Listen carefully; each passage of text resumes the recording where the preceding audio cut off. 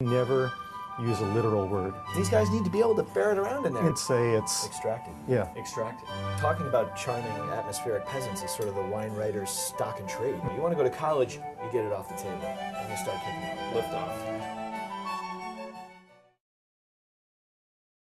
Hi, I'm Philip Newlin with Devour TV, and today we have the pleasure of being at the very snobby Del Posto with two people who can tell us exactly what that means.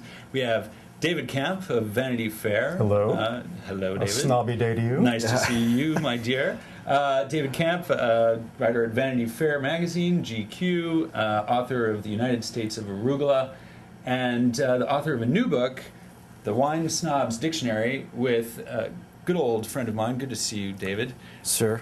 Another David. Good afternoon. Good afternoon. From David, James Beard Award winner, forgot his ascot today, was for some time, well, shall we say, associated with the Bastianich Batali dynasty, and a co-author of the book. Gentlemen, good afternoon, and thank you. Thank you for joining us. Thank you. Mr. Kamp, Yeah. to set the scene, you have been you've been reveling in the details of snobbery for some time now. Yes, this is actually the fourth in a series. There was a rock snob book, a film snob one, a food snob one, and now a wine snob one. A wine snob one. And it took you 3 books to get to wine snobbery, which I would have thought may have been the very first book.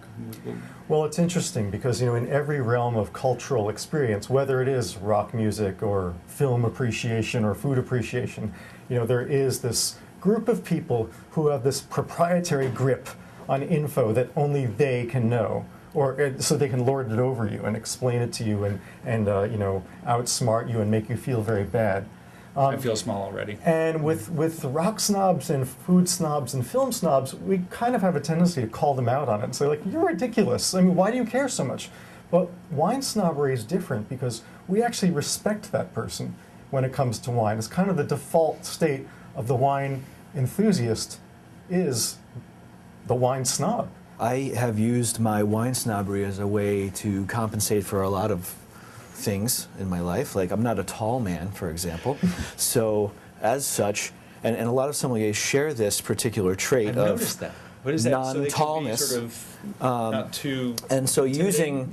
standing upon this sort of milk crate of knowledge, if you will, has helped to sort of elevate my stature in the snob community and in the community at large. Right. And so and you see I'm constantly holding the tools of the trade here. I have my corkscrew ready for us should we decide to crack open a bottle of juice. Our methodology for putting it together was we got together and we said, and David basically said, okay, look, we need to put together a grand list, not all of which will end up in the book, but think of all the terminology you use on a daily basis in your life as a sommelier, but then go even further. I took the Oxford Companion to Wine and literally went page to page and went from A to Z of the Oxford Companion to Wine to sort of come up with terms, with people.